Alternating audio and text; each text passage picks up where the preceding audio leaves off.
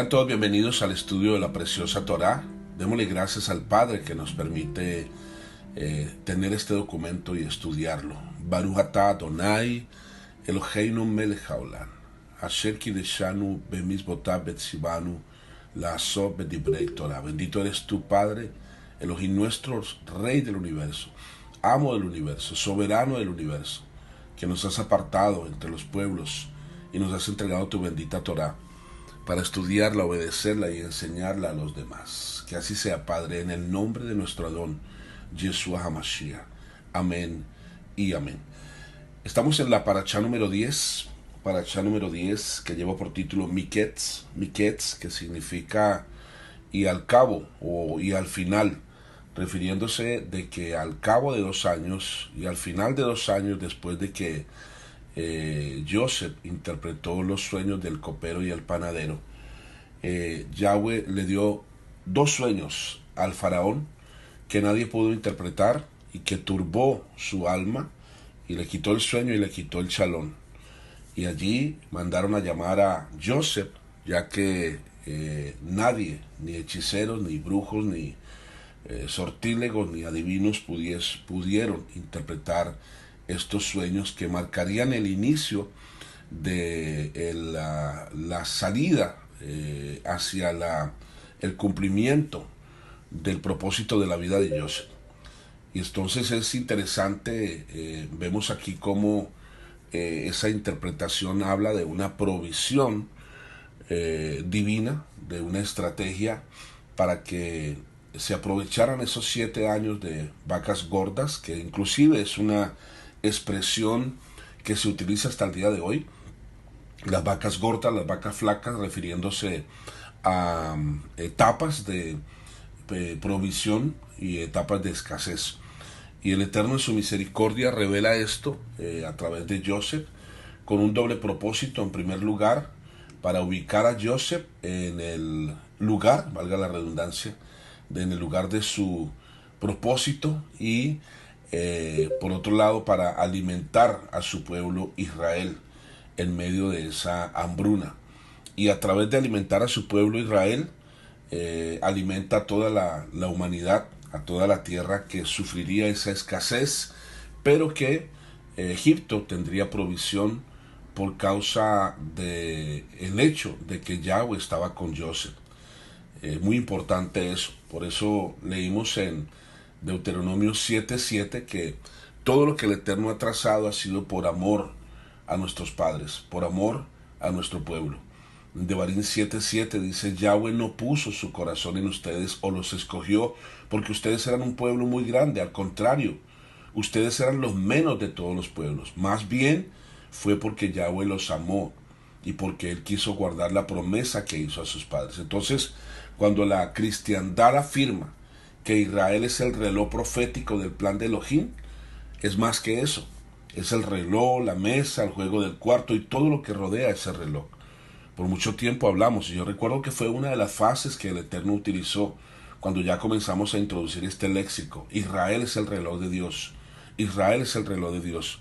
Y nos impactó escuchar mensajes de ese tono en esa época, yo recuerdo, y eso me inclinó a comprar libros, a estudiar sobre Israel, porque me llamó la atención eso de que Israel es el reloj de Dios y que lo que pasa en Israel marca el final de los tiempos, y eso la cristiandad lo sabe. Pero no solamente es el reloj, es el todo, es la forma de salvación, es el plan de redención. La unión de esas dos casas es lo que está marcando el cumplimiento del plan de redención. No es solamente un reloj. Y es interesante el punto de la escasez en Egipto, porque en ese tiempo la mayor potencia económica eran ellos, el eje principal de la economía de las demás naciones. Es decir, que si la economía de Egipto estaba bien, la economía de las demás naciones estaría bien. Ese efecto que hasta el día de hoy rige el bienestar mundial. Sin embargo, para los que somos Israel, ese principio no opera con la misma contundencia que para el resto de pueblos, porque nuestro bienestar depende de nuestra obediencia. Y así como un reloj marca en movimientos circulares los acontecimientos a su alrededor, nosotros como parte funcional de Israel marcamos con nuestra obediencia la bendición que nos rodea. Por eso en Devarim 28 hay una porción que es inmutable, que es incambiable, como toda la palabra del Eterno. Su palabra, como decía nuestra hermana Vilmita al inicio, es más cortante que toda espada de doble filo, y que penetra y tiene una función. Y para aquel que la oye y la obedece, trae restauración, trae provisión, trae salvación, trae sanación, trae dirección, instrucción, protección.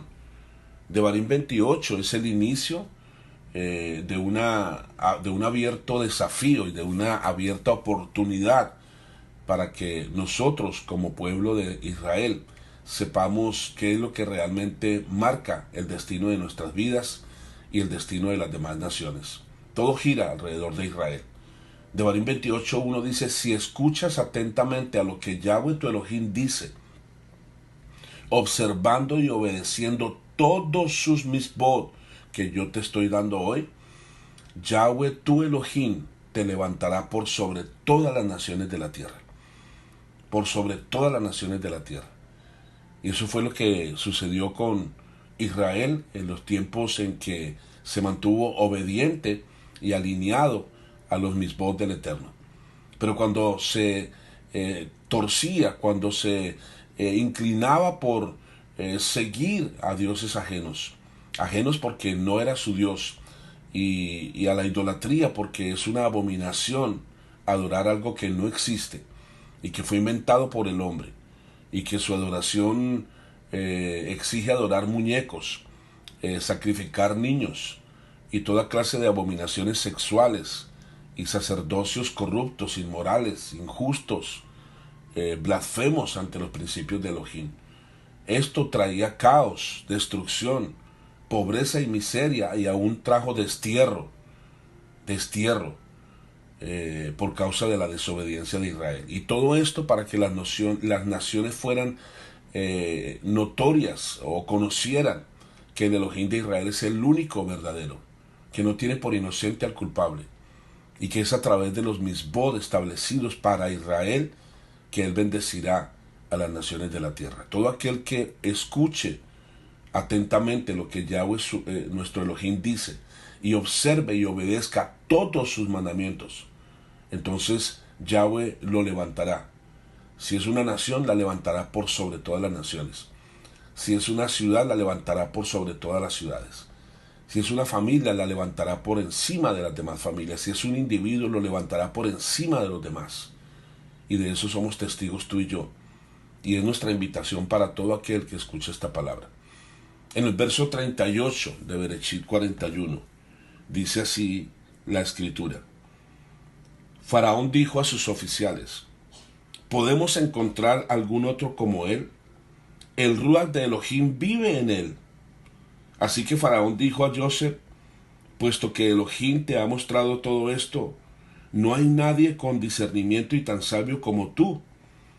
Tú estarás a cargo de mi casa. Todo mi pueblo será regido por lo que tú dices. Solo cuando yo reine desde mi trono seré yo mayor que tú. Faraón dijo a Joseph: mira, te pongo a cargo de toda la tierra de Misrayim. Faraón quitó su anillo de sellar de su mano y lo puso en la mano de Joseph.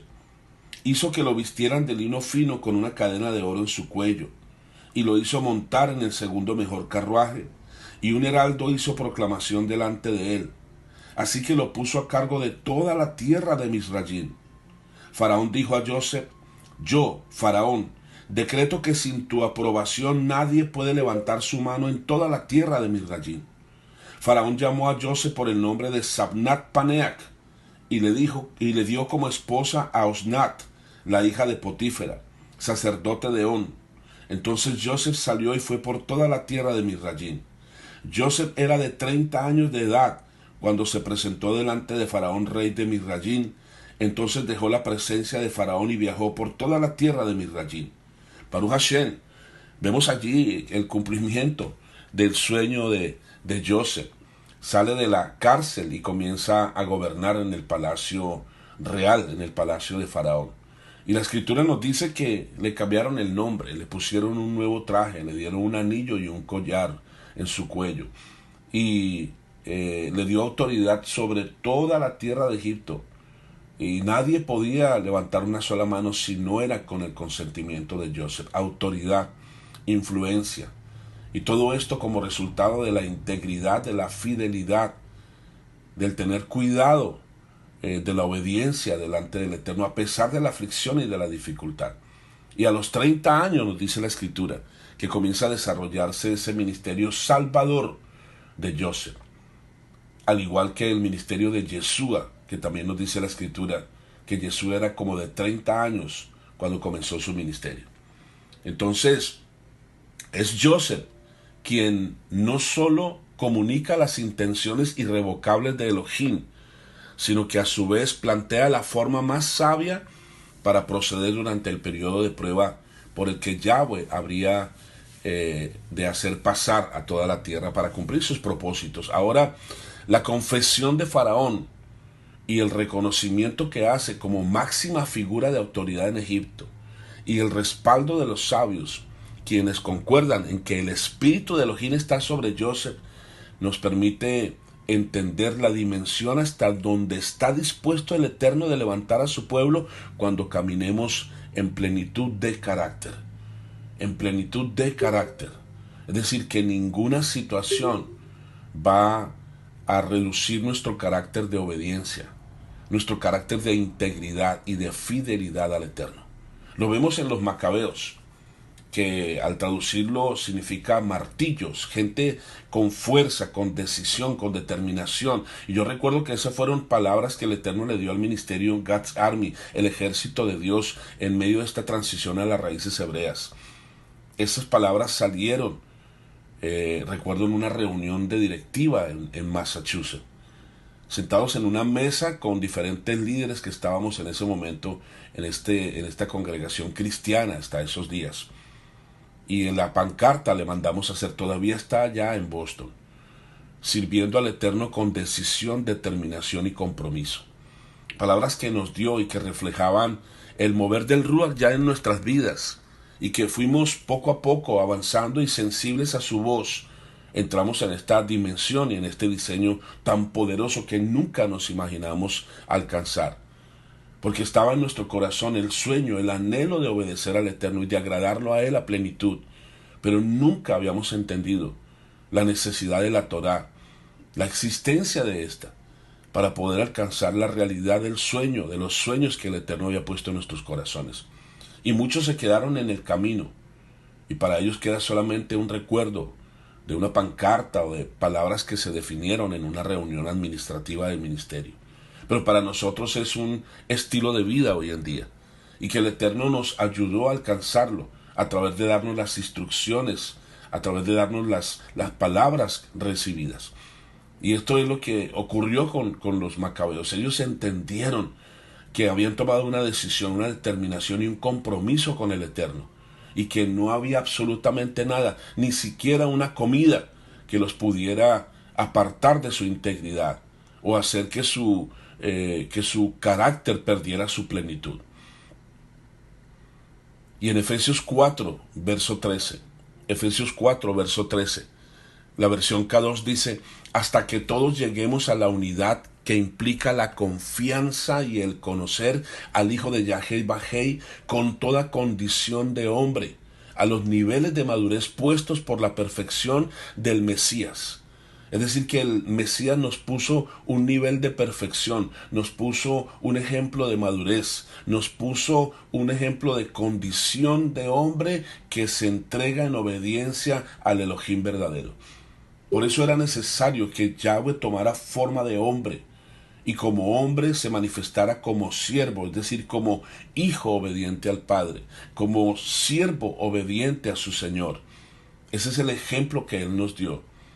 Y con esa vida de obediencia, con esa plenitud de carácter, que es lo que dice precisamente Rab Saúl, haya pues en vosotros esa misma actitud, ese mismo carácter que hubo en Yeshua, que no escatimó ser igual a Elohim, ser Elohim como cosa que aferrarse, sino que se despojó de sí mismo y se manifestó en la carne, como dice Pablo en 1 Timoteo 3:16. Y se manifestó como hombre y como hombre nos enseñó que sí se puede tener una plenitud de carácter y que nada, ni una corona de espinas, ni escupitajos, ni el jalado de su barba, ni los golpes, ni los látigos, ni los clavos en sus manos, ni la lanza en el costado, nada absolutamente lo detuvo. Nada cambió la plenitud de su carácter. Y por eso la Escritura dice que hasta que entre la plenitud de los gentiles. Y está hablando no solamente de una cantidad, no está diciendo que todos los gentiles vamos a entrar, sino aquellos que tengan una plenitud, que tengan un despertar de su identidad y al entender esa identidad vivir con un carácter íntegro, de agradarle solamente a aquel que nos levantó de los sepulcros, que nos levantó de las sepulturas, como dice Ezequiel en el Valle de los Huesos Secos, 37. El verso 40, Génesis 41, verso 40. Tú estarás sobre mi casa y todo mi pueblo obedecerá tus órdenes. Solamente en el trono yo seré mayor que tú. Son palabras bien fuertes, emanadas de la autoridad más grande de la tierra en ese entonces, el faraón. Faraón era Ra, faraón era un dios para Egipto. Y ese Dios, entre comillas, reconoce que el espíritu del Dios verdadero está sobre ese hombre humilde que estuvo en la cárcel, pero que se mantuvo íntegro hasta el final. Eso hace que la gente diga: el espíritu de esta persona es diferente. Acuérdate de Daniel, Sadrach, Mesach y Abednego, que le veía a la gente y decía que había un espíritu diferente en ellos. ¿Qué fue lo que sucedió cuando Josué y Caleb no se unieron al reporte negativo de los otros 10? Cuando entraron a reconocer la tierra de Canaán. La Escritura dice que pero hubo en Josué y Caleb un espíritu diferente. El espíritu del Ruach HaKodesh es un espíritu diferente. Por eso hemos hablado, el espíritu que ahora tenemos sí es el correcto. El espíritu que ahora dirige nuestra vida es el espíritu diferente, un espíritu que no nos lleva a enamorarnos de las cosas del mundo, que nos lleva a apartarnos de este mundo, aunque sigamos viviendo en él, y que nos lleva a ser portadores de la luz, como esos macabeos hoy recobran importancia, y que por mucho tiempo nos dijeron que hubo 400 años de silencio después de Malaquías hasta el Evangelio de Mateo. Mentira, no hubo silencio. Elohim siempre se ha manifestado a través de su Ruach HaKodesh en gente que ha decidido tener un carácter de obediencia, de decisión, de determinación y compromiso a pesar de la amenaza de muerte. Ahí está la historia de los macabeos. Y para leer esa historia, lamentablemente tenemos que abrir una Biblia católica. Pero hay buenas noticias por ahí de fondo. Hay buenas noticias que están viniendo. Pero ya tenemos en nuestras manos ese documento, que no es cualquier documento, es la historia de cómo Elohim, el Elohim de Israel, el mismo que irrumpió en el imperio de Egipto a través de un solo hombre llamado Joseph, por su integridad, le dio autoridad y poder por su manera íntegra y humilde. Y vemos cómo cuando una persona como Matatías se levanta, sus hijos lo siguen, y luego todo un remanente pequeño, se mantiene firme en esa violencia espiritual. Y el Eterno le dio la victoria a los pocos sobre los muchos. Aleluya. Baruch Hashem. Y vemos en Joseph, primero Potifar lo pone sobre su casa. Y solo él, Potifar y su esposa estaban por encima de Joseph. Posteriormente es puesto sobre todos en la cárcel. Y solo el director de la cárcel estaba encima de Joseph. Ahora, sobre todo Egipto, Joseph es puesto. Y esto concuerda con las enseñanzas de Yeshua. Yeshua habló sobre esto de ser un buen siervo, íntegro. En Mateo capítulo 25, en el verso 23. Mateo 25, verso 23. Su amo le dijo: excelente, tú eres un sirviente bueno y confiable. Has sido fiel con una cantidad pequeña, así que te pondré a cargo de una cantidad grande. Ven y únete a la felicidad de tu amo.